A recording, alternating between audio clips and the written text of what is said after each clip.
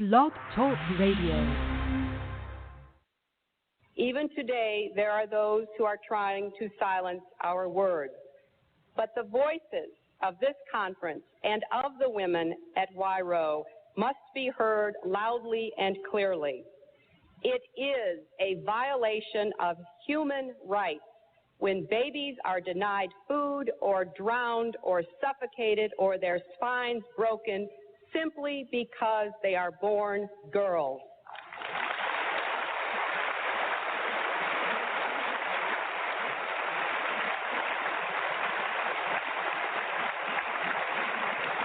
It is a violation of human rights when women and girls are sold into the slavery of prostitution for human greed, and the kinds of reasons that are used to justify this practice should no longer be tolerated.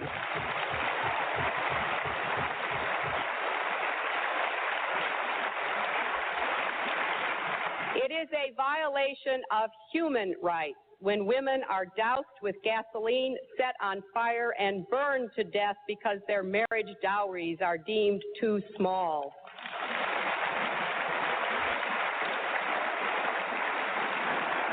It is a violation of human rights when individual women are raped in their own communities and when thousands of women are subjected to rape as a tactic or prize of war.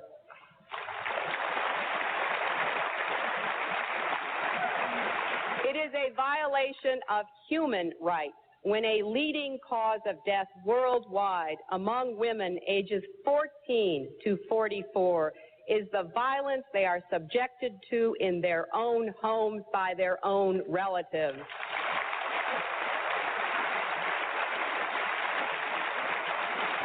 It is a violation of human rights when young girls are brutalized by the painful and degrading practice of genital mutilation.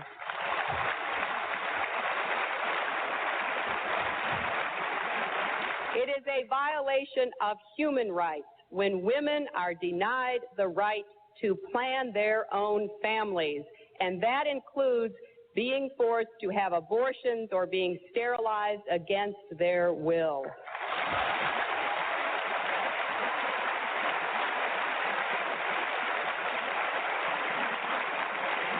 If there is one message that echoes forth from this conference, let it be that human rights are women's rights and women's rights are human rights once and for all.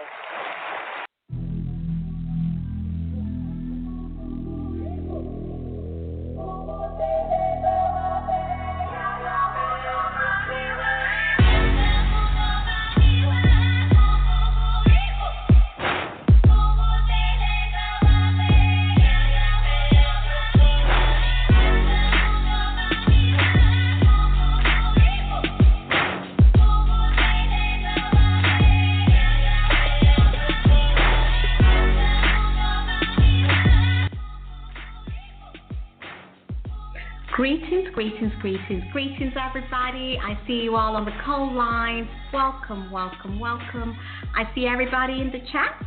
Welcome. I would like to give a warm welcome to all our family and friends. Welcome. Yes. As always, I'd like to give you all a very, very warm welcome to today's show. I'm your host, of course, Faith, and you're live hanging out with us on Her Story Too. As always, I'm so glad that you guys are here hanging out with us and definitely looking forward to taking your calls. As always, I love to hear from you as well. So let me give you the calling number. That is 646-668-8830. That is the number to call. If you're calling from outside the U.S., you will need to remember to dial the country code and then dial 646-668-8830, and that will get you right in. All right, yes. Today's show is Girl Talk. Yes, we're going to be hanging out with a very, very special guest.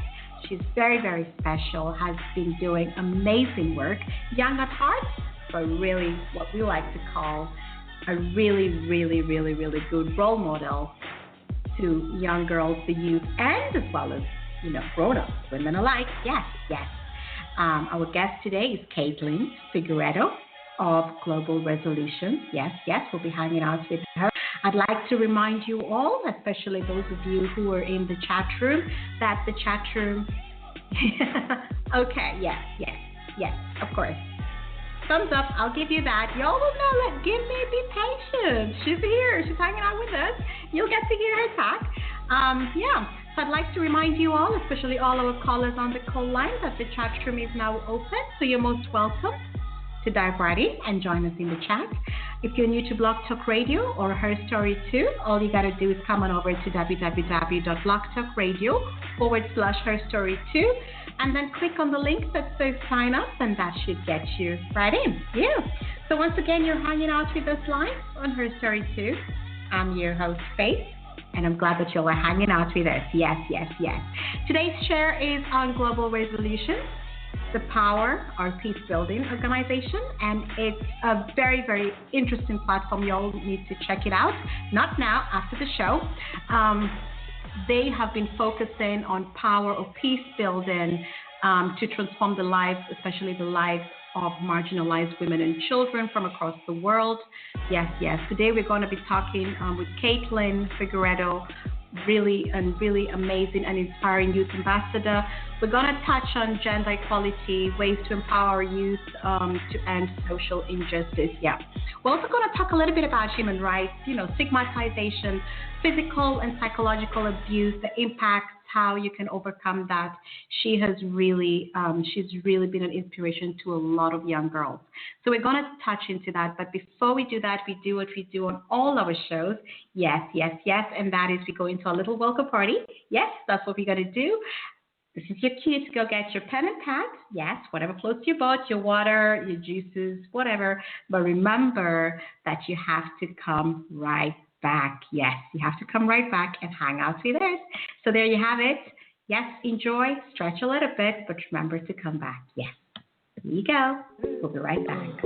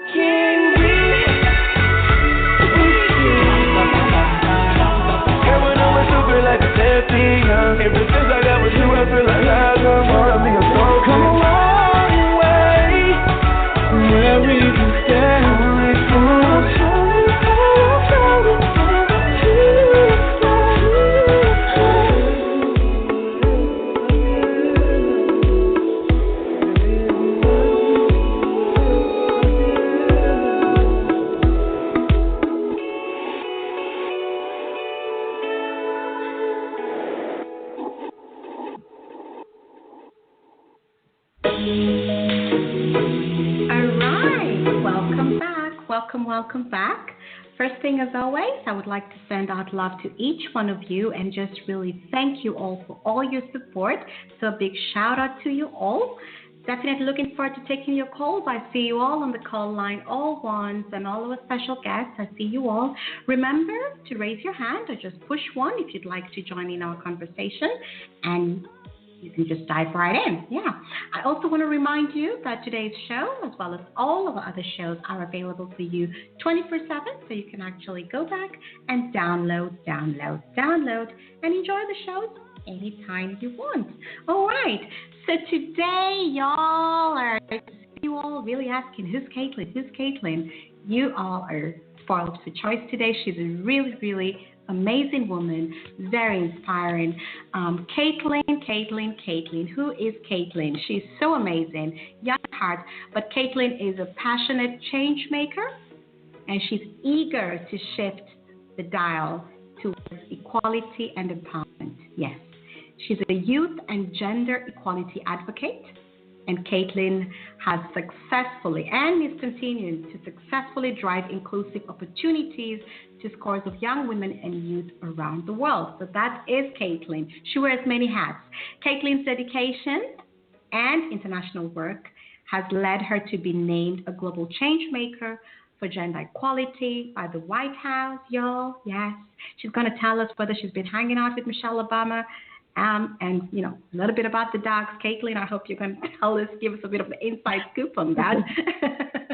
She's also ranked alongside Chelsea Clinton and Mayor of Paris, Anne Hidalgo, as an international influencer and mogul ambassador to an online platform of 18.5 million women from 196 countries.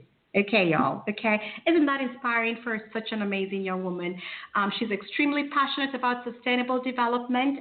If you all go and visit the website, globalresolutions.org, you will see the global goals all over the place. They are all about the sustainable development goals, and you can just look at all the amazing work they're doing. So go ahead and visit their site. I've put that in the chat. But they're extremely passionate about the sustainable development goals and the future of our world. Yeah. So Caitlin also serves as a Global Resolutions Australian ambassador and an ambassador to the Red Elephant Foundation. She's currently studying a double degree in law. There you'll have it. You have a lawyer, somebody you can, go and ask all those human rights and all those really, really tough questions. And she's also taking up a course in development studies from the Australian National University. Yes. So there you have it. She wears so many hats. Y'all, I've not even done her justice. But Caitlin, say hello. Hi, everyone. I'm not sure if you can hear me, so just say yes, Faith, if you can hear me. Yes, we can hear you loud and clear. Perfect. Awesome. Well, thank you for that introduction. I've never been introduced before, so that just, I really appreciate this. And I could have actually said more of the good stuff you've been doing. There's a whole lot, of stuff out there. So I'm just, that is the tip of the iceberg. But we are so honored that you are hanging out with us. Really, really amazing work. We want to hear all about it. And we have two special guests with us on the line, so I'll just bring them in. We have Christina. Christina Figueiredo is one of our colleagues, and she holds a master's degree in economics and business administration from Roskilde University. And Christina is obsessed about innovation and business development. Yes. Awesome. She's a really cool girl. She's also experienced in marketing, and she loves to do everything that will unleash her creativity. Yeah, that's Christina. And she's hanging out with us today. So let's bring her in as well. Christina, say hello. Hello, good evening, girls, and I guess good morning to Caitlin, right? Yeah. I'm eager to know with you and a very initiative and active woman, and ready to soak up all your experience and get inspired by you. How is Australia doing, Caitlin?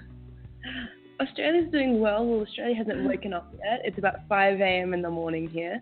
But yeah, we're doing really well. And I'd love to know about your background, because we need creativity to move gender equality forward. It's imperative. we do so. So I'm very interested about you as well. There you go, much made in heaven. Much made in heaven. Let's bring in Malika because we also have Malika hanging out with us. I'll tell you a little bit about Malika. So Malika Abbott is also one of our colleagues, and she holds a bachelor's degree in communications and public relations. That might be something cool for you, Caitlin. She also, her public relations is from the National University of Political Studies and Public Administration from Bucharest, Romania. She also has a Master's of Science in European Studies from Aalborg University in Denmark, And she likes collaborating with organizations, working on socioeconomic development and life improvement. And Malika is our jack of all trades. Like, she just does everything. You ask her, she just gets it done. She just figures out everything. So let me bring Malika in. Hi, Malika. Hello, hi. Welcome. Yeah. Good evening and good morning, Caitlin. Good morning. It's such a pleasure to meet you. I mean, like online. Well, yes. And I'm very curious about your activity actually. I mean, I can't wait to hear everything about what you do. Yeah. Well, I'm looking forward to discussing it as well. So, so many powerful women. It's amazing. Yeah, but Caitlin, you've done so many inspiring things, and today, just leading into this discussion, I read a very, very inspiring article about just the journey that you have taken. Going through school and all the challenges that you overcame. I think it was called From Hospital to something, the White House or something really cool like that. And I thought, oh, wow. And, here in Europe, and I know this is not a unique problem, but there's a lot of issues that young girls face with bullying, especially here in Denmark, they call it mobbing. So they face that physical, mental abuse, eating disorders, so many challenges today. And I thought that you would be so inspiring because that was the perfect title, From Hospital to the White House. And we know it didn't happen overnight. Yeah. Just tell us how you are able to just make that shift, and switch gears and actually just overcome everything and just become this amazing Caitlin we're talking to today. Well, it definitely was not easy. I can tell you that. You were talking about eating disorders and mental and physical abuse. I faced that growing up. I was about 4 years old when I started suffering from gender-based violence because I was a girl. I had someone really close to me try and oppress me because I was speaking out. According to that person, I was acting like a stereotypical boy, and little girls shouldn't do that. That abuse went on for years, and it led to so many eating disorders.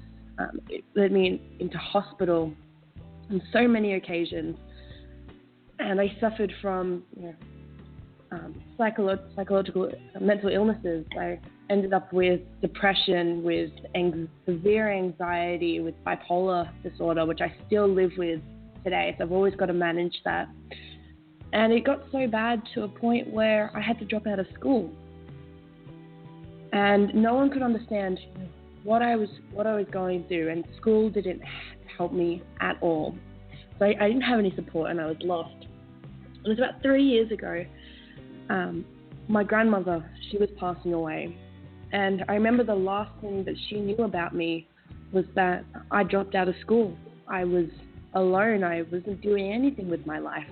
And my grandmother, she always taught me to serve others. She came from Kenya, and her whole life and her whole family is about helping others, making the world a better place, always thinking about others before yourself. And because of everything that I went through, I lost that along the way until she passed away. And I thought, no, you know what?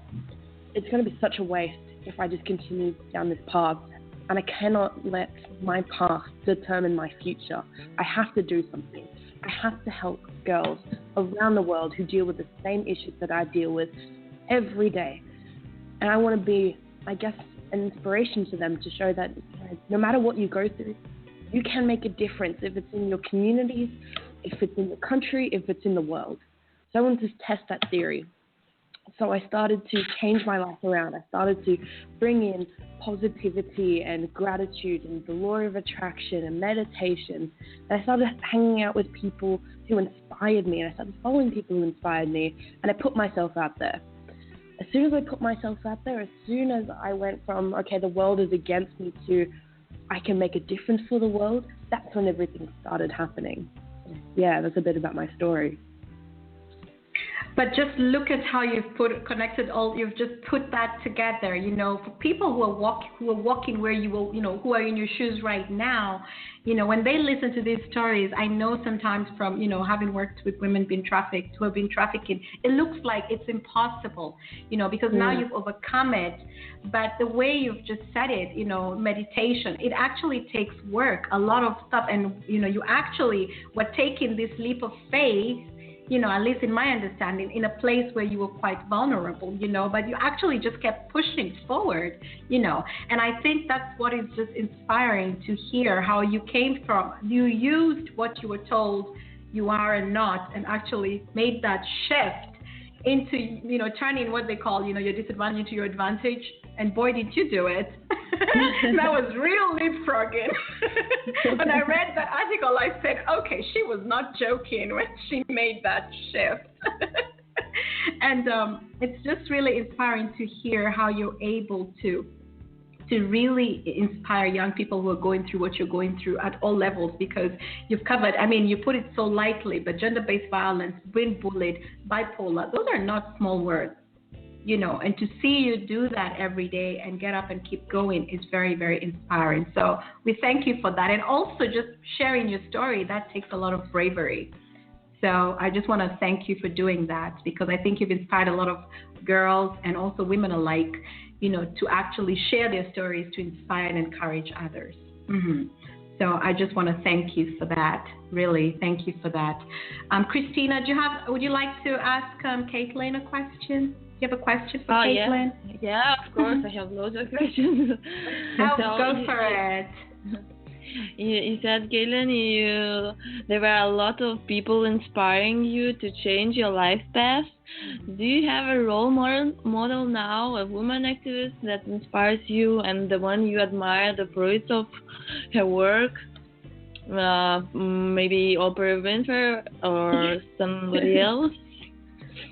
Oh my God! You said your grandmother also inspired you. So many. I have so many. It was funny that you mentioned Oprah, because Oprah Winfrey is one of my biggest inspirations. One day I'd love to meet her. I have this thing called a vision board, and I have Oprah Winfrey on my vision board next to the girls that she works with in Africa in her school. And I just think and actually what you shared, your story, because I've read Oprah's biography, a lot of the things you have shared, actually she went through it as well. And that's what people forget. When we see these women, we forget what they have been through. And it's that strength and character building, overcoming, that puts them in a position of compassion. And that's why I think Oprah is so compassionate. And she understands and she gives, because she has walked in those shoes. But that's what I was just going to share. But go on about Oprah and the vision board. Yeah, so I put Oprah on my vision board because of everything that you just said. Because people forget that she came from poverty. She suffered through so many gender issues growing up, and she overcame them. And it wasn't easy. She struggled for it. But she's living proof that it doesn't matter what your background is, you can make incredible difference in the world. You can change your life and change others. And I think that's why people love Oprah Winfrey, and that's why I love her. Because no matter how rich or how famous she is, she is the richest woman in the world. She's one of the most famous women in the world. But the fact is that she still wants to help people. She still understands, despite her riches, despite her wealth, despite her fame.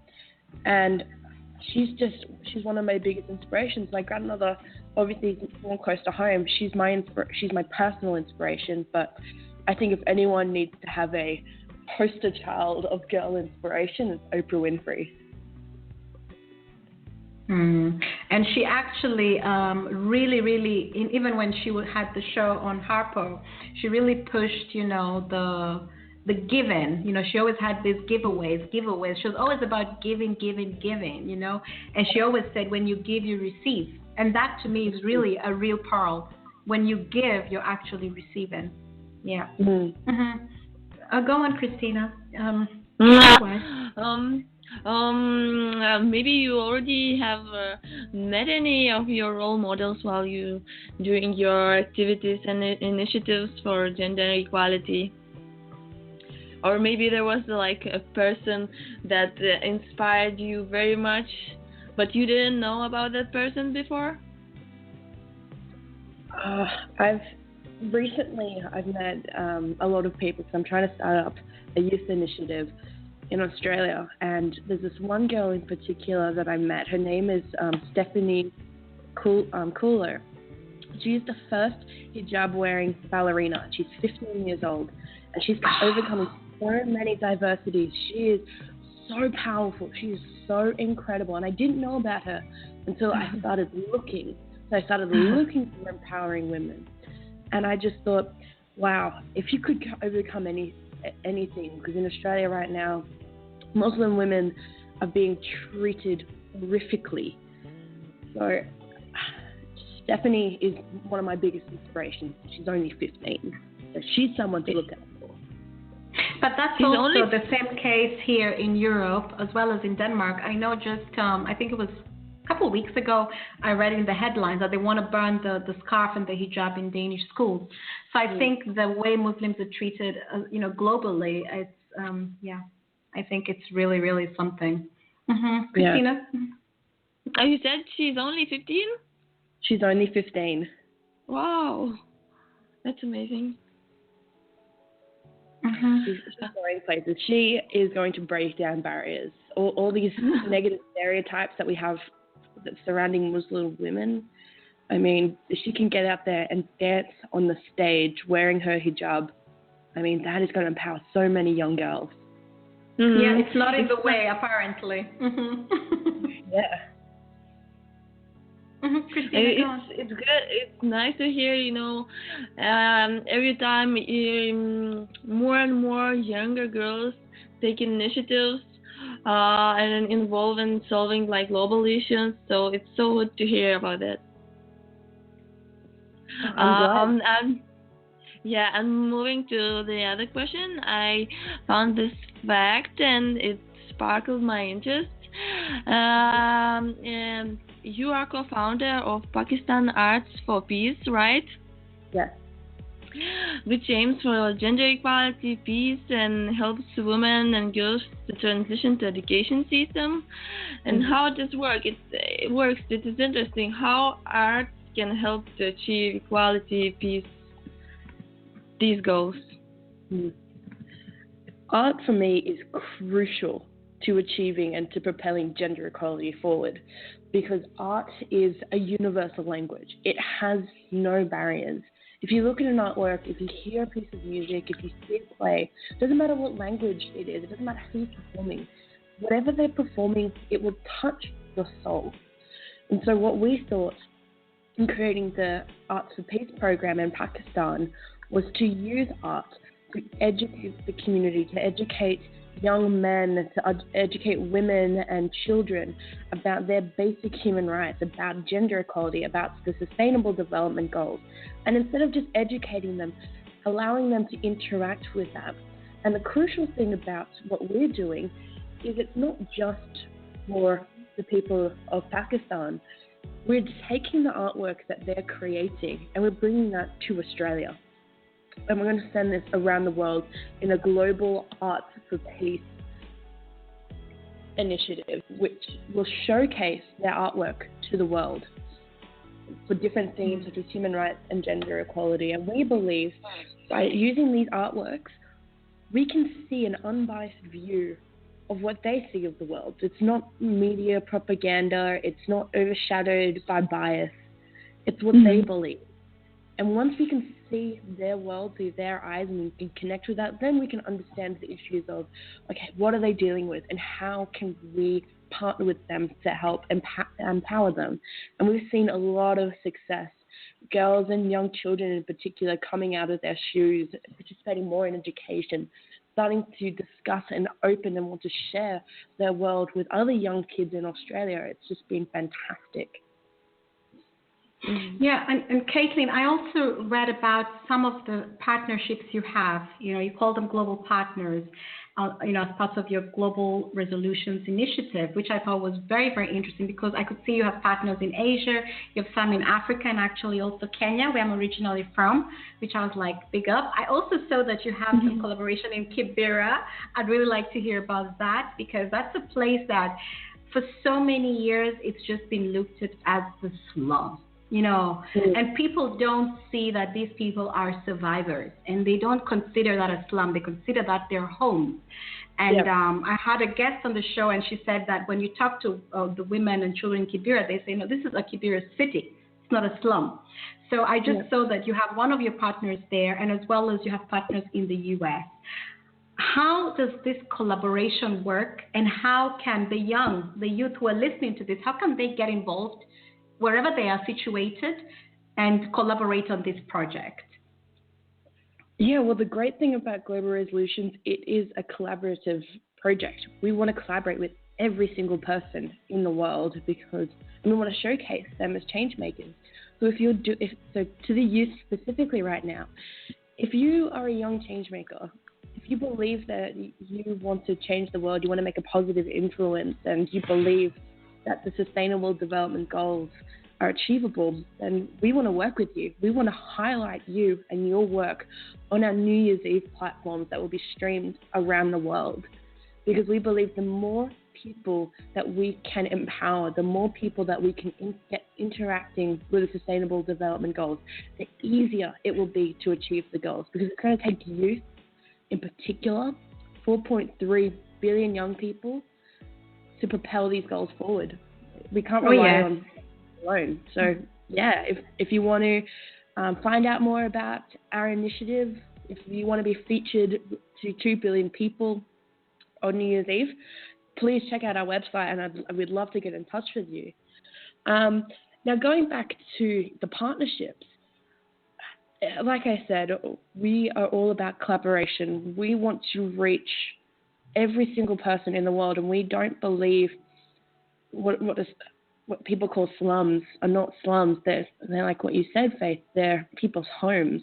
They're doing amazing work on the ground to help their community forward. And I'll give you an example. I went to Cambodia earlier this year, and we visited what they told us was a rubbish dump. But this rubbish dump wasn't just a rubbish dump. It was homes. It was a community. So the community, they needed a place to live. They found different resources in the rubbish dump, and they built their homes. And they didn't see, from the outsider's perspective, from I guess a Westerner's perspective, they would see, okay, this is a slum. What are they doing here? We need to help them. We need to move them out. But no, it's their home. It's where they live. It's their communities. And just because they don't have what the Western world says is developments, they live in brick homes with modern facilities, doesn't mean that it's as unequal to what we have. Because in fact, what they may not have in developed resources, they make up with love, and they make up with peace, and they make up with a strong community. And that's why Global Resolutions wants to partner with, I guess, so-called places which work in slums, because we know that in those places that are not, I guess, westernized, they have the answer to peace and justice and community, because they know that they rely on each other. And they really hold hands. And, in what is the so-called Kibera slums, the nursery schools there, the kindergartens, they're run by those same so-called slum dwellers. They volunteer their time. These mothers volunteer their time to teach those children, to take care of those children. They support each other to everything. They give the last shirt off their back. So I really agree with you when you say they actually have the solution to peace and and love, and just creating kind of peace and actually building stronger communities, because they do it themselves. And on the other side is when people look at them versus us, these are just slums and all this. I always like to remind people that these same people that you call the slum dwellers are your caretakers, they're your nannies, they're your gardeners. They're actually helping build your home and maintain that luxury that you have. They're your cooks. They're the ones who actually do all those, what they call menial jobs. So I think we should incorporate them in this change making, like you call it, the change maker project, to build stronger communities. I totally agree with you, and I love that approach. It's just amazing. It's incredible. Mm-hmm. Thank you. Malika, are you still with us? Yes, of course. I was just, you feel free just to jump right in, and all ones, your mics are open, so you know what, just dive right in. If you have a pressing, question, something you want to contribute and add, just let Caitlin know what you want to find out. This is your chance, If you want to know how to get on board with your paintings and your incredible creative art, she's here. Ask her how you can do that. Go on, Malika. I would also like to ask Caitlin something. I mean, I've listened to you, and wow, you have a truly impressive story. I mean, you've experienced so much, although you are so young. And I wanted to ask you if maybe your age, did it matter in making people listen to you, or I don't know, did it have any significance? Age definitely plays a huge factor in it. I look at it from two perspectives. Being a young person comes with its merits, and being a young person also comes with its disadvantages. It's good in a way because as a young person, I can speak out against whatever I want. I can essentially, without breaking the law, do whatever I want to create change, to mobilize change. I can be a bit risky. But at the same time, being a young person is not seen as a good thing in our world. No. Being a young person is seen as a disadvantage because apparently young people don't know what they're talking about. Young people focus more on socializing rather than actually helping people. And in regards to trying to make change happening with policymakers, with government ministers, we're seen as tokens. They don't want to listen to us. They don't care about what we have to really say. They just want that photo up to make themselves, I guess, look better. And so that's really, really difficult. And I think also another thing with age, and I found that I'm getting quite vocal and angry about, and this is why I really, really advocate for young people, is because you have all these organizations, all of these programs designed for young people by adults with no consideration or no talks with young people. There's no intergenerational partnerships. And I personally believe you cannot have a program, you cannot have an initiative that's for young people without actually using them in the design process, by excluding them. You're losing all that innovation, you're losing that creativity, you're losing that voice that is so crucial to propel movements forward. So yeah, it's good because young people is good, and my age is good because I think I'm not that defined by society's roles as of yet, but at the same time, it's so difficult to try and make change happen in the policy and legal sphere. Yeah, but you can see a lot of the challenges that are faced by the youth need to be addressed by the youth because, they're the ones going through it. And there is also, you can tell when you talk to a lot of young people, they're giving up. They say, what's the point? What's the point of doing this? I can see what happens with my older brother who graduated. He's still looking for a job. So what's the point? So it's very important to engage them, whether we want to encourage entrepreneurship and kind of let them know how to go about it. But I agree with you that you have to bring them to the table. And the same discussion we've had about gender and, women being excluded from the drawing table, and when they're also using these products, but they're not in the design phase, talking about design and what they think is important. So I think all these things are very, very important. And I like, I think, did you mention this on Twitter? I like Twitter, but I saw that, I think you mentioned something about coming up with concrete action plans to actually solve these SDGs. Yep. Was that correct? Yes. No, I've definitely mentioned that a few times.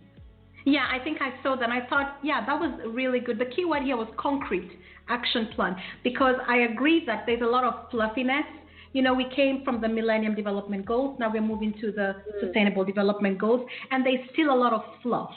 And so when I saw the word concrete action plans, and these, you are very specific as well, you said with the youth, encouraging the youth to get involved in creating solutions, that will actually impact their lives.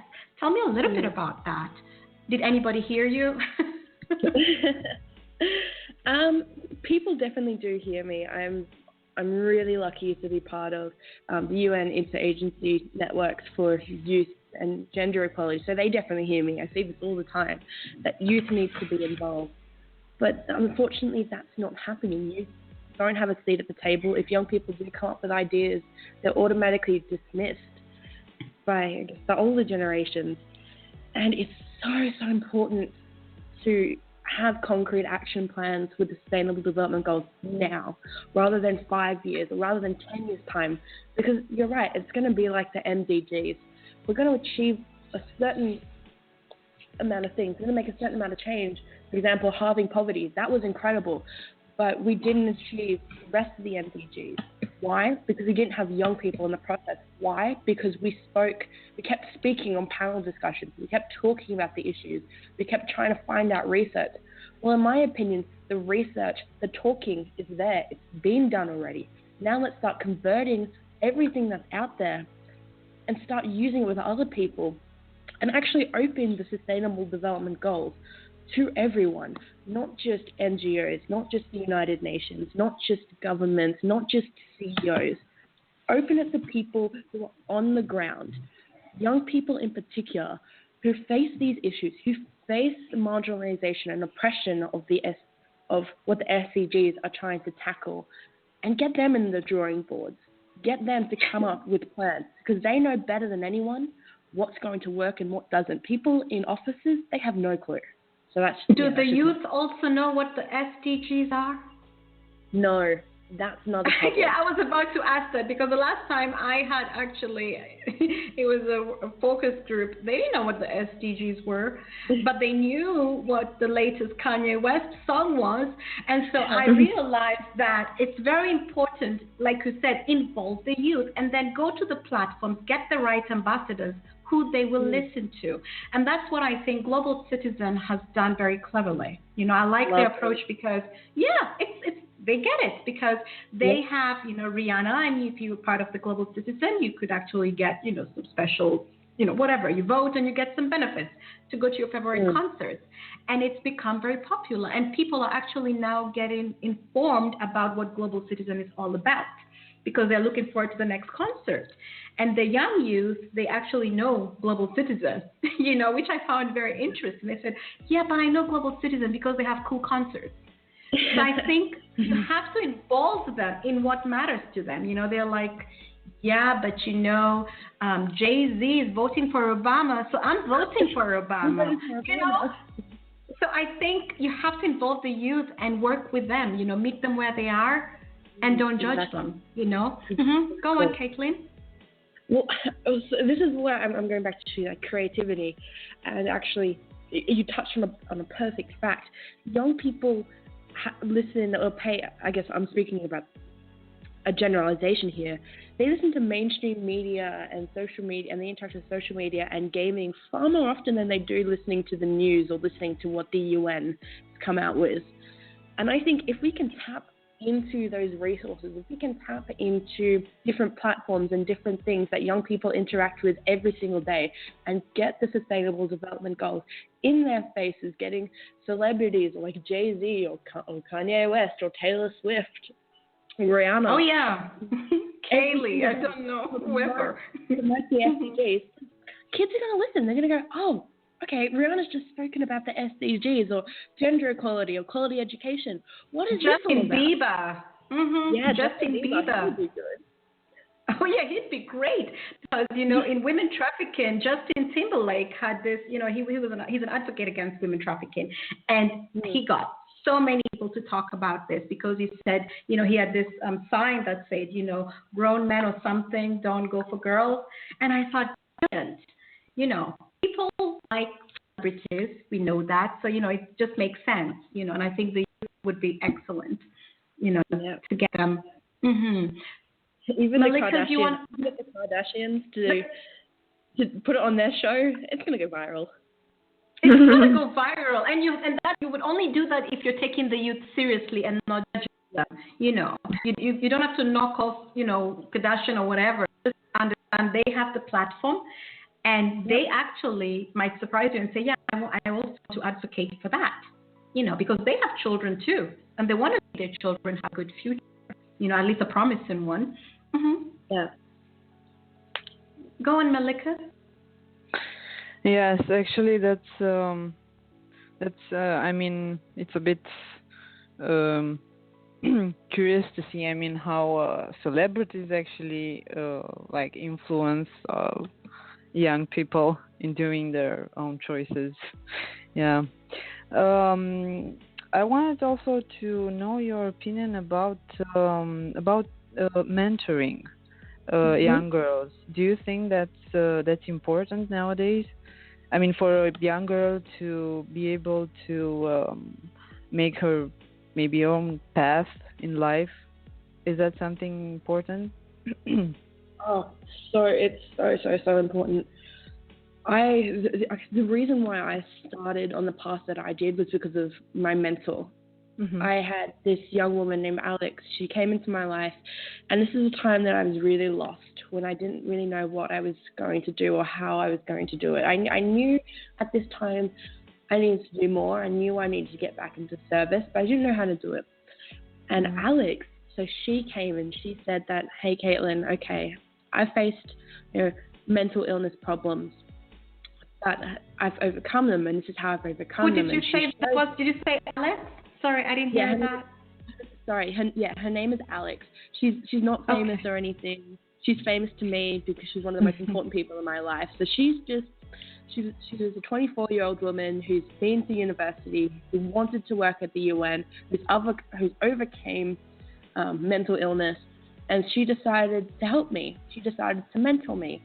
And because of her, my life changed. And because of her, I wanted to mentor other young women. And I think mentorship is so, so, so crucial for even boys included.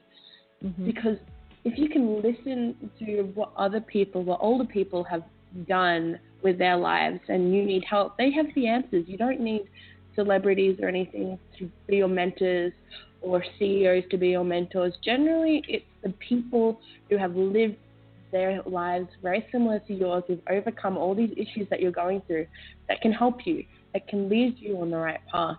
And I think there's a lot of organizations right now that are focusing on mentorship and realize the power of mentorship and are making huge differences in young people's lives. They're becoming more empowered, they're becoming inspired, and they want to be like their mentors. And that is just amazing thing to see. So yes, mentorship is so important. I have one question. Mm-hmm. Caitlin, how did you connect with this woman, Alex? Did you go to certain organization to ask for help? Because there are many girls they need help, mentors, but how they should find their mentors? I think, so how I met Alex was I was getting tutoring because I needed to pass my grades. I just dropped out of school. I needed to get back in and catch up. And Alex, she was actually a tutor at the tutoring place that I was at, and I met her through there, and we started interacting outside of tutoring. But that was a personal incident. She just happened to be around. She just happened to go through similar things with me. But I think if young people, to the youth who are listening, if you guys want to be mentored, one, I say go for it. Mentorship will change your life. But two, do a quick Google search.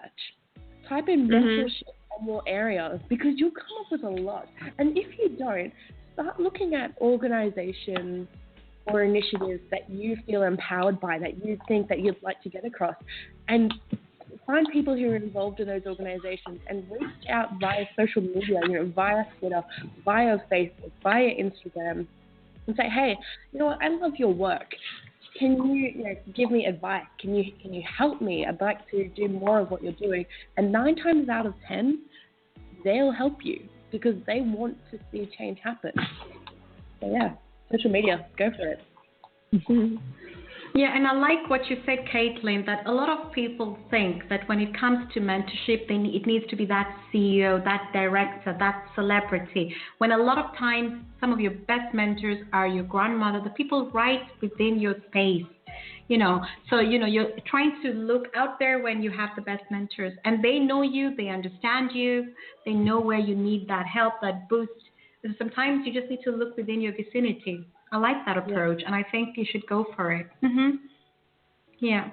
Caller with the hand up, you can just jump right in. Your mic is open, and go ahead and ask Caitlin whatever floats your boat.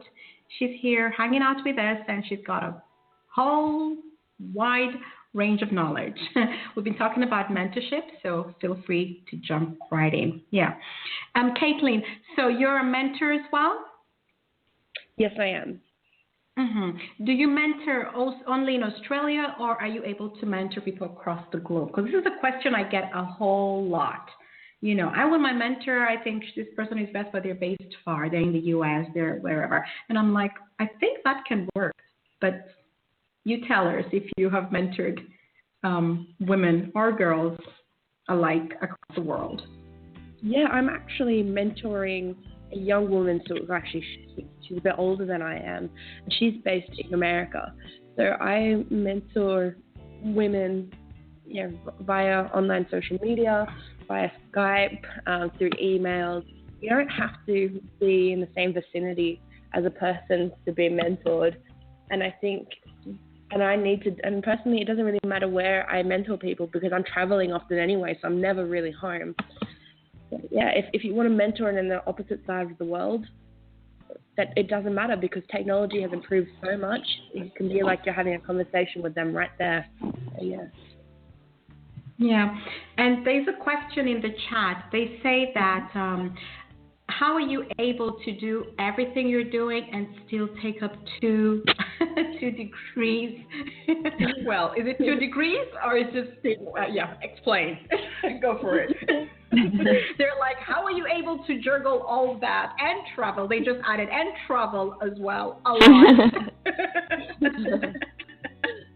Go for it. Little to no sleep, I can tell you that. I don't really have a lot of time for socializing with my friends, which makes me a very bad friend sometimes. But it's just, if you're passionate about something, you find the time.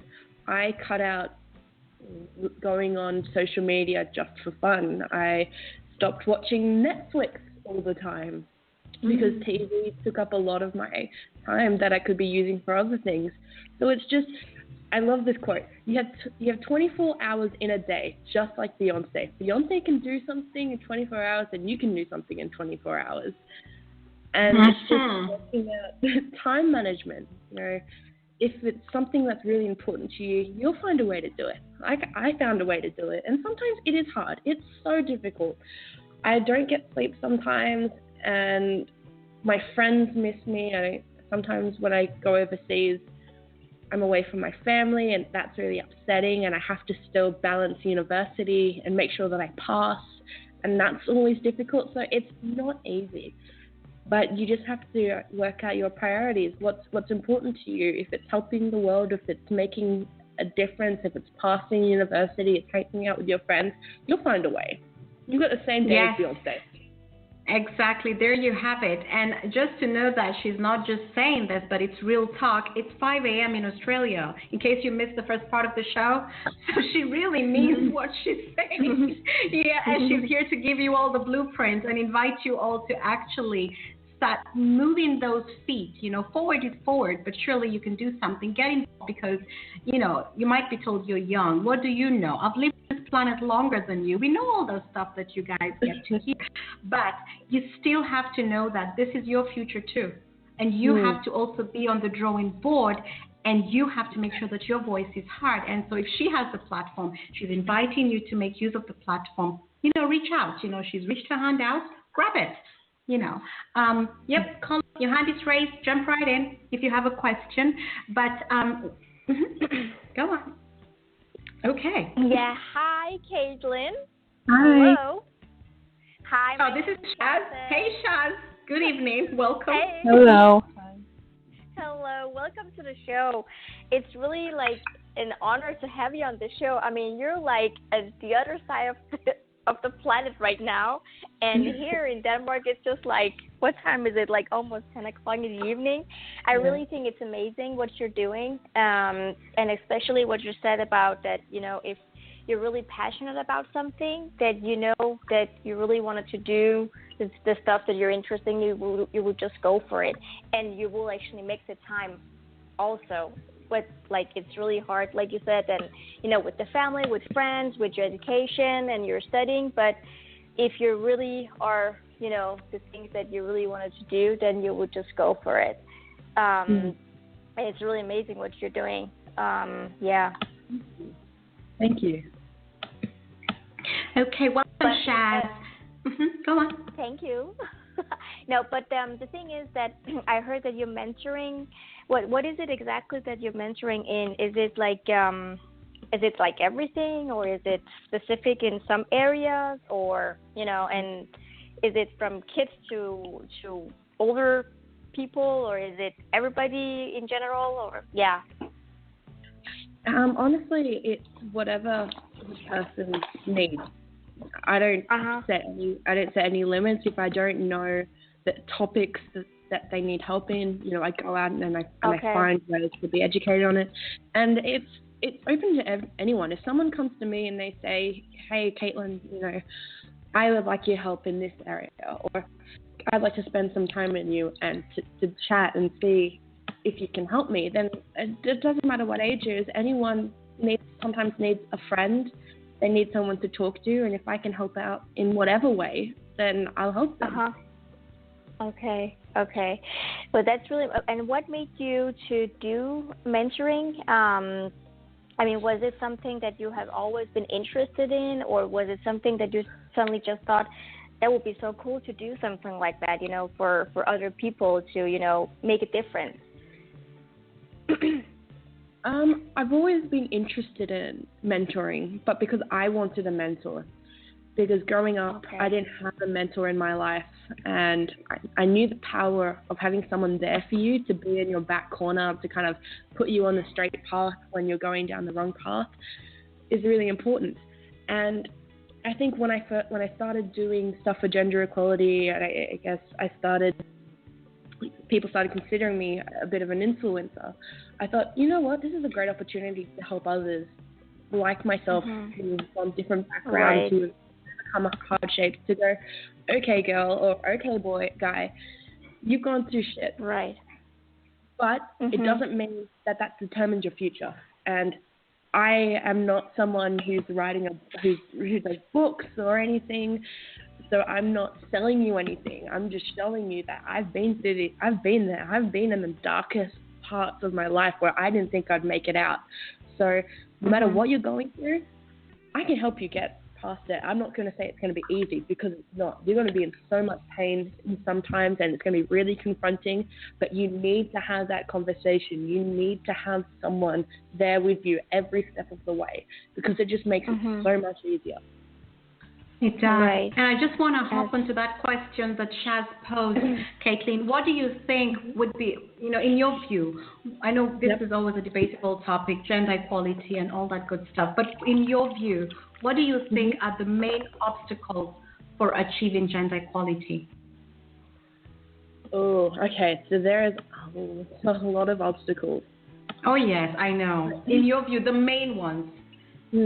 I think opening the conversation to men has to be the biggest obstacle to gender equality, because often it's a taboo subject on women's issues.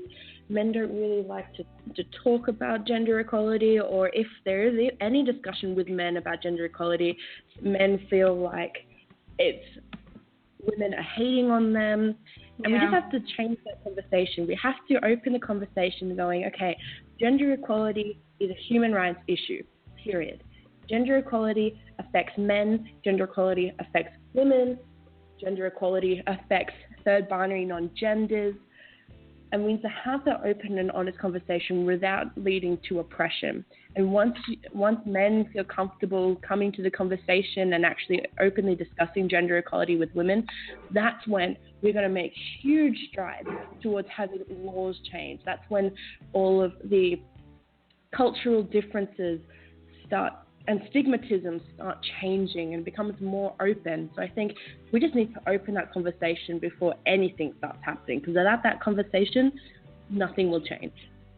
Nothing will change. And I just want to add something that someone in a very, very interesting panel discussion, someone said something that stuck with me, and they said that we focus too much on women empowerment, and actually we should also focus on men empowerment, because when they're empowered, then they understand it, they get it. I also think that upbringing and parenting, raising the men in a way where this is not an issue. The differences are not so distinctive. When a girl is playing with a car, you don't tell her, come on, here, come on, don't do that.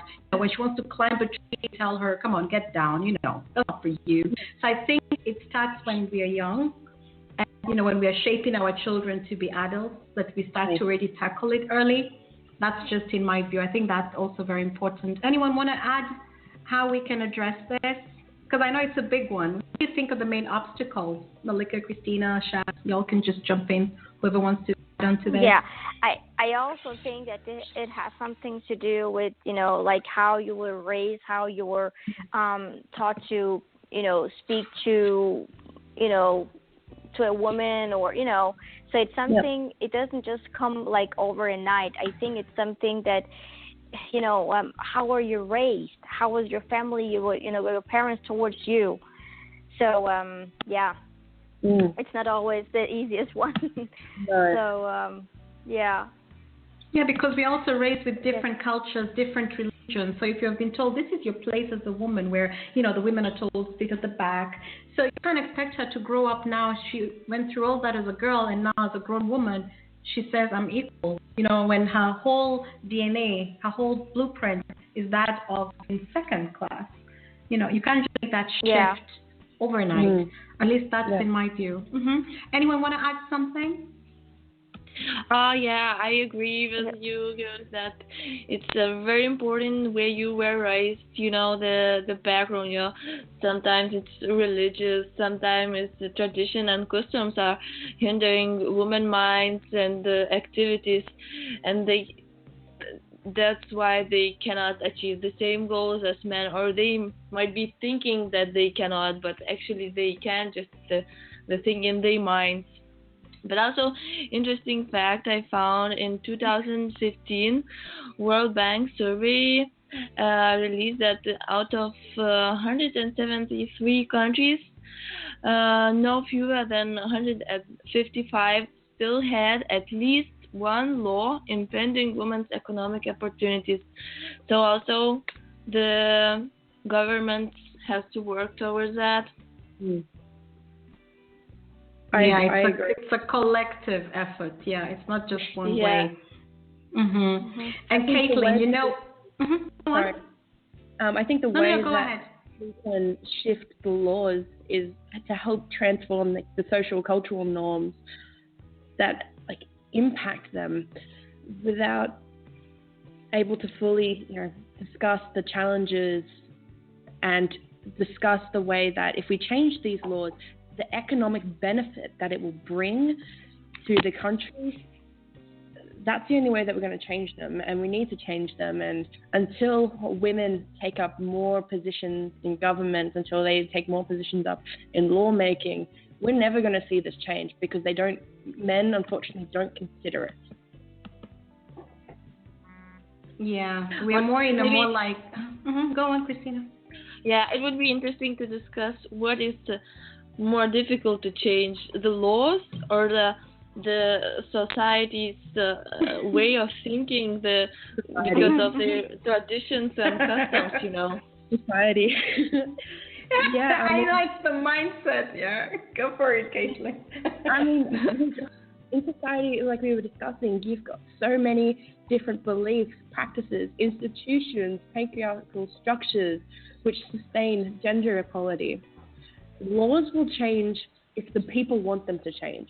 If the people's mind are on gender equality, if people's minds are on, like the UN and UN Women say, planet 50-50, if they actually want that to happen and they become activists for equality, then laws will change because the parliament and government and lawmakers respond to the needs of the people. And right now, the needs of the people are not on equality. So we need to have that cultural shift first. Mm-hmm. Yeah, that cultural shift has to happen because I know I had a guest on one of my shows and we're talking about the laws in Kenya, and especially the laws with regards to land, ownership, where women don't inherit land. It's just been like that for a long time. So 4 years ago they had a reform. So the law now says that men can inherit land equally. But the thing is, you can put a law in place, but if the culture, the mindset is still stuck on my son. The logic behind why the son was inheriting before, the father and the mother have a prerogative who inherits land. It's their property. So they can still say the men inherit. So even having this law in place, you still have 3% of Kenyan women owning land.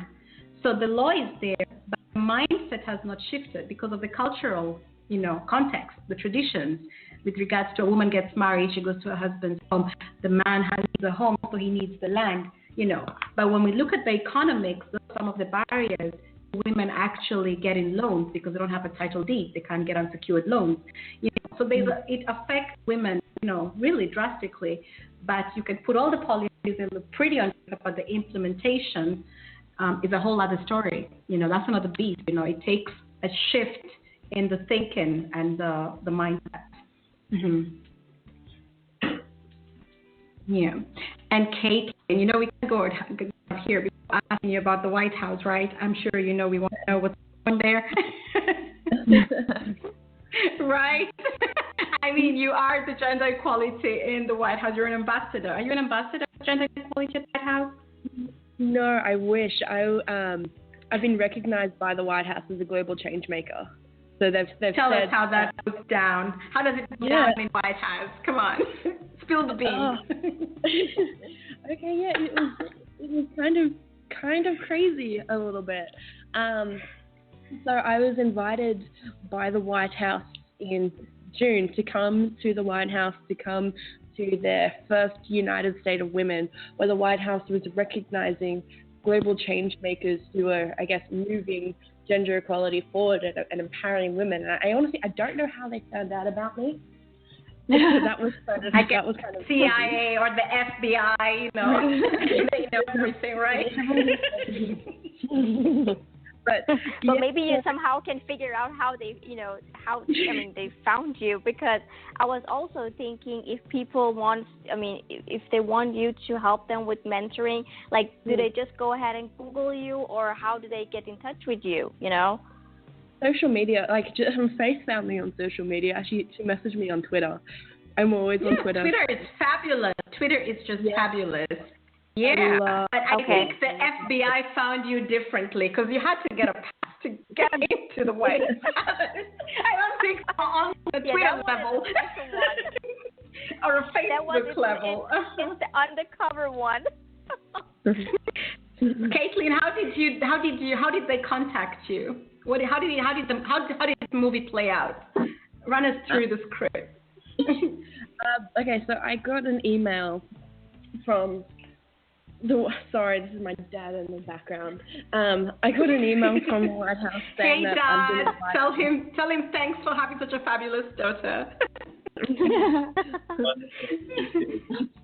Dad. Sorry, Australia's now woken up.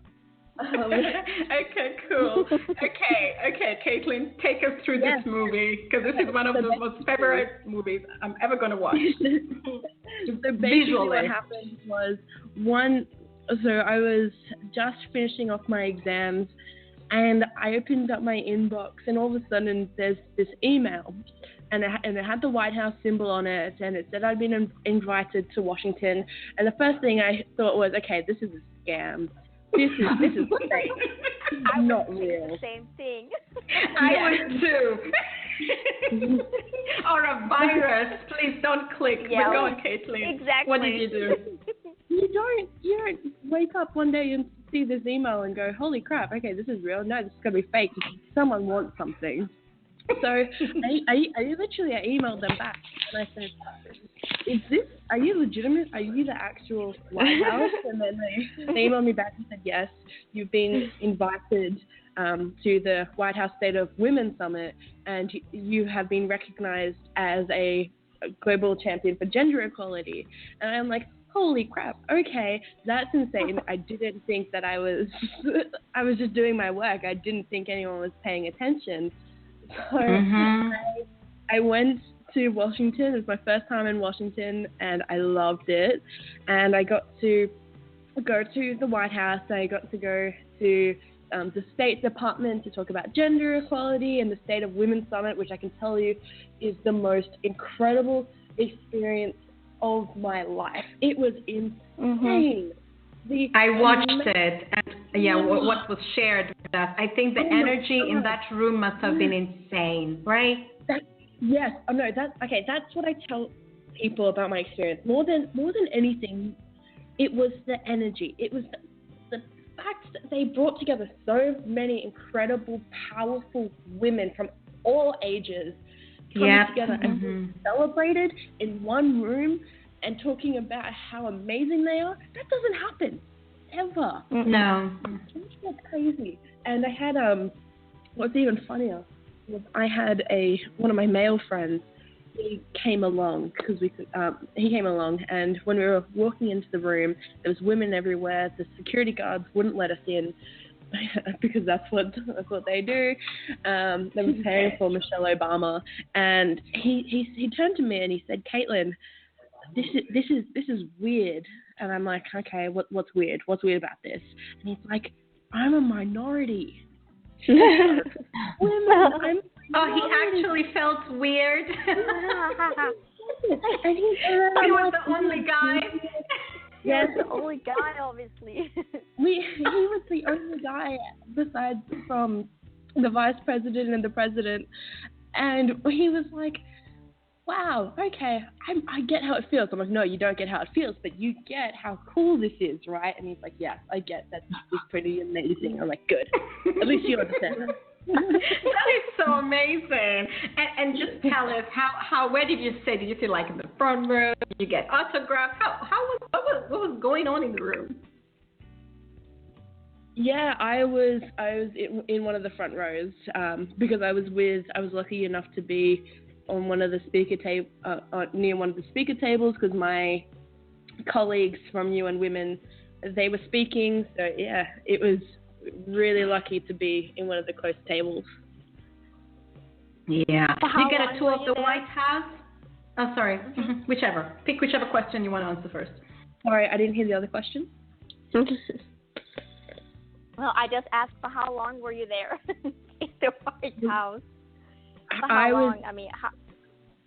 Yeah, so I was in Washington for a week. I was in the White House for a day, and then I was at State of Women Summit for a day, and they had other events that I was invited to on either side of that.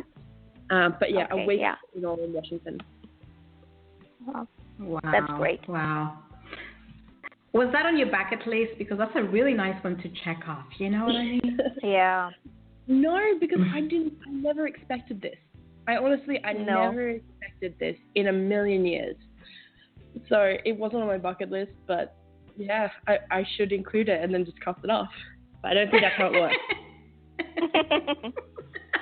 Well, congratulations. I think that it was really a cool experience, and thank you for sharing. Yeah. You know, yeah. Did you get a tour of the White House? Did you manage to do that? I got a tour of certain parts of the White House. We were invited into to listen to this, a couple of panel discussions, and we got toured around a bit. But the one place that I really wanted to go to, I didn't get to, is the Oval Office. But one day I will get there for gender equality. It will happen. That's one of my goals. To the Global Office? Yeah. All you had is here 28th of September. Now you just have to wait and read about it. Go on, Malika. No, I was just curious about. I mean, was it like in the movies? How we see it in the movies? Yeah, it honestly is. It's weird because it's just like if you go to your regular Parliament House. I'm not sure if you guys have a Parliament House or a Parliament building. The White House is just like a Parliament building. You have staffers that are working. You have tours and people that are going around everywhere all at once. And you do have Secret Service roaming the halls as well. So it's like a movie. The paintings are all there and it's gorgeous, and the inside is stunning. Yeah, but it's a lot more than people think. Yeah, but yeah. Go for it. Who was saying something? Yeah, I was going. I didn't get the last thing. It's what did you say? The last thing. Smaller. It's. Oh, okay, yeah. Wow, Yeah. but it's. I mean, this is something that you will always have, in your life, that you have been there and you have experienced how it is, and it's something that you will never forget, I guess. Yeah. No. And thank you for sharing. I look forward to hearing about you, and just send us a picture of your Oval Office desk once you're seated behind it, so that we can be like, yes, she made it, and tick that off of our inspiring role models list. But Caitlin, we have 13 minutes left on the show, and I am so honored that you accepted our invitation and you hang out with us. You're super cool. Before we leave, please tell us a little bit more about your holistic approach, because I want people to get it, and especially the youth. I want them to get it.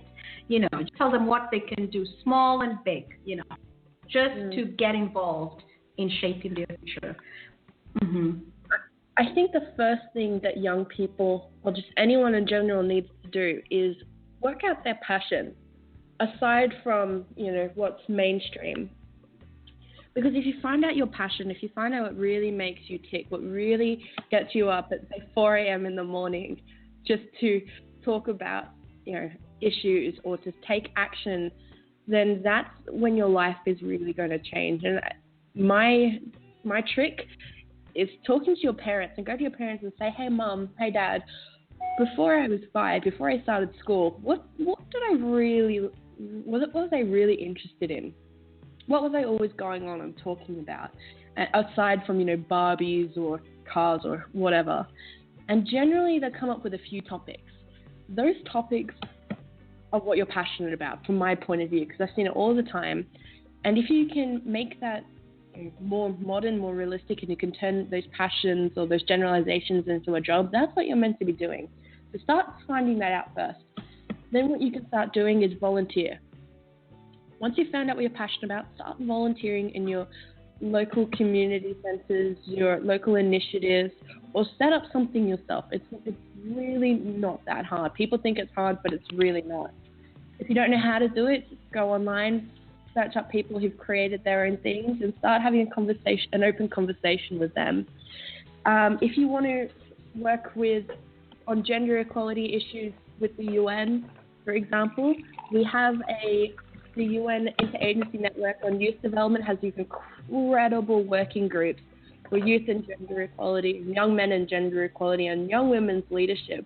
So we welcome anyone, young, old, in particular youth and youth-led initiatives, to join us in our working group so that you can help create the world that we want. So it's out there. And I think it's very interesting that you said that, I'll let you continue. I just want you to just really say that again, because a lot of times when people hear the UN, they think that, oh, that's a no-go. I cannot make it. There's that kind of image the UN has built for himself, like, they have a big wall, like a fortress that you can never penetrate. So when you're saying, oh, join this UN and get involved, I'm sure, and yes, somebody in the chat just gave me a big thumbs up. Yes, and they said yes, 2 thumbs up actually. I got actually saying this. Is this, I don't know what to call it, this ideology or perception of the UN, is it true? And if it is, how can they really get involved in these UN initiatives? Like real talk. What do they need to do? If it takes work, let them know that they need to put in the work. If there's a way they can come in just easy, smooth sailing, let them know how. Okay, so it's really simple. If you're passionate about young people, if you're passionate about gender equality, if you're someone that actually wants to put in the work and wants to make a difference, then all you have to do is go onto Twitter or contact me at Kate Figueiredo, or contact Ravi Kakara from UN Women, so he's the Senior Strategic Advisor, or contact Alison Humphreys. So you can find all these people on Twitter. Say, hey Alison, hey Ravi, or hey Caitlin, I heard you talk about the UN Interagency Network on Youth Development. I'd love to be involved. It's as simple as that. If you say that you want to be involved, and it doesn't matter if you have a track record or experience or anything, if you're a person that just believes that you can make a difference, then we welcome you. We welcome all young men, young women, all youth-led organizations, wherever you are in the world, whatever your background is, we want you. And you will join our meetings. We will help create policy. We'll get you involved in our Twitter chats. And you can help design. You who don't like Twitter, I told you Twitter is the bomb. Twitter is the bomb. And I know I'm talking to some of you on the call lines who hate Twitter. It is the bomb. I hate Twitter, don't worry. But Twitter changed my life. Twitter changes everyone's life. If you want a way to get your message out there in 160 characters or less, Twitter's the way to do it. There you have it, y'all. Don't say fate never did nothing for you all, okay? That is the blueprint. There you go. And the first thing she started with was, it is very simple. So she has removed all that clutter and the prejudice, stereotype, everything. All those ideas that were in your mind about how difficult it is should have now moved away. Okay, y'all, we have 7 minutes left on the show. Who would like to ask Caitlin any final questions before she takes us out of here? Me. Go for it. Go for it, Christina. Yeah, I keep this question for the end. So now, since you have been in the White House, I guess that boosted your ambitions and confidence. Have you thought what is next on your bucket list, achievements or activities, initiatives you want to participate? Yeah, my next thing is I want to build a school for girls in Ethiopia. Oh, yes, let me know when you're doing that. I will support that one. I've put it on record, y'all. Yes, yeah, yes. I'm like, really, these girls in Africa, seriously, it has to change. Enough already. Yeah. Go on. No, exactly. We, my incredible friend, Francis Ventura, he created the Peshawar School of Peace, and he brings together different young girls and boys from different religions, different backgrounds, and he teaches through education peace. And he's expanded his model, and we're now trying to expand to Ethiopia. So as soon as our funding comes in, we're going to Ethiopia and we're going to build our school for girls, and it's going to be incredible. And that's my next on my bucket list. When I get to go to Ethiopia and I get to see the girls go to school on their first day and start learning, that is going to be the biggest highlight of my life. So I really want that to happen.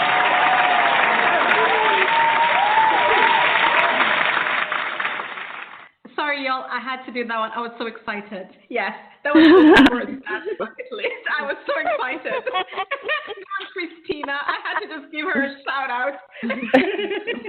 Go on, Christina. Yeah, when I hear girls in school, I get excited. Go on.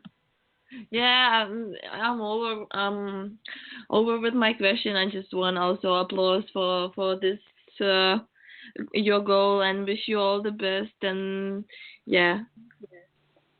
Yeah. Yeah, Anybody else? and I just wanted to tell you that thank you so much for letting us know. It's so easy to get into UN. So you got that face. We know what our next, We are all project is. coming and we are bringing you truckloads of women, Caitlin, okay? So, yeah. Okay. Malika, do you have one final question? Well, actually, Christina took it from me. I wanted to ask Caitlin about her future plans, but yeah. Oh, sorry, Malika. No problem. Yes, I was just wanted to say that actually I kind of feel more confident now, having heard all these useful and very wonderful things from you. I mean, I feel more confident right now. Yeah. Wow. So yes. Thank you so much. Yeah. I had Shazad saying, No, but it's really true, because when I was listening to you and you were talking about all this thing with women and how you help them, how you're actually helping them, and then how you can actually go ahead and do what you're really passionate about, and it all starts from when you're a little girl or you're a little boy or whatever. It's really true. So yeah, the same thing. You feel more confident now in so many things. Yeah, but I think also, I mean, Caitlin is making everything look very simple, but I hope that we also really take the hard work she puts into this, and all the sacrifices that she also did share with us, So you should be willing to walk the walk and also really put in the work, because nothing comes in easy, because even when you join these organizations, you really have to put in the work. Someone posted something really cool on Twitter and they said, there is no elevator to success. You have to take the stairs. All these things are incremental. You have to build it. They're building blocks, block by block, block by block. So I thank you, Caitlin, so much. We can't thank you much. You have inspired a lot of people. And I know I'm going to share this with a couple girls in Kenya as well, and they're going to love it. And girls also in the rural areas are going to listen to this audio, and I'm sure they're going to love it and definitely take all the pearls that you've dropped. So I want to thank you for hanging out with us. I wish you all the success in all your projects, and I look forward to reading about it all. I think it's going to be a fabulous story to tell. You're welcome anytime to come and hang out with us. If you want to share anything, you feel like talking, inspiring all the girls in Denmark, good old Denmark, or in Africa, those who listen to our shows, or the U.S., you're most welcome to come back. Will you come back, Caitlin? Come back. I will definitely. I'll definitely come back. We absolutely love you. We adore you, and we love your work. Very inspiring. Yeah. Thank you so much. Yeah. And last words, Caitlin. Last words. If you're out there, please believe in yourself, because you can change the world no matter what anyone says to you, and join us to create gender equality, because we can do it. Young youth can do it. So join us. So thank you. There you have it. We can do it. I am so excited. I really thank you so much for coming. You are such a beautiful soul, beautiful spirit. I love the energy. Thank you so much. Super cool. Y'all, for those of you who wrote in the chat, are you still youth? Youth, in the last time I read about youth, it's up to 30 years old. Then you cease to be a youth. Am I right or am I wrong? If you're over 30, you have gone over the bridge. You're no longer a youth. Caitlin, am I right or am I wrong? What is considered a youth? According to the UN, yes. But if you're young at heart and can still consider yourself a young person, then hell, you're a young person. Okay, so we're all youth. If you're 50 jump on board and join Caitlin's youth program. Okay, I thank you all. Thank you, Christina. Thank you, Malika. Thank you, Shaz. Thank you all. I love you all. Yes, it was really a pleasure. Thank you for hanging out with us in the wee hours in Australia and the wee hours here in Denmark as well. Really. It's 10 p.m., actually 10:30. So thank you, Caitlin. Stay in touch, continue your good work, and may you continue to be blessed. Okay. Thank you so much, guys. Yes, Thank you. Okay. And good luck. Okay. Yes. Yeah, have a Okay. nice day. Yeah. You too, guys. And we'll continue to change the world. Bye-bye. I'll be a better man today. Bye. I'll be good. And I'll love the world like I should. Yeah. I'll be good for all of the time that I never could.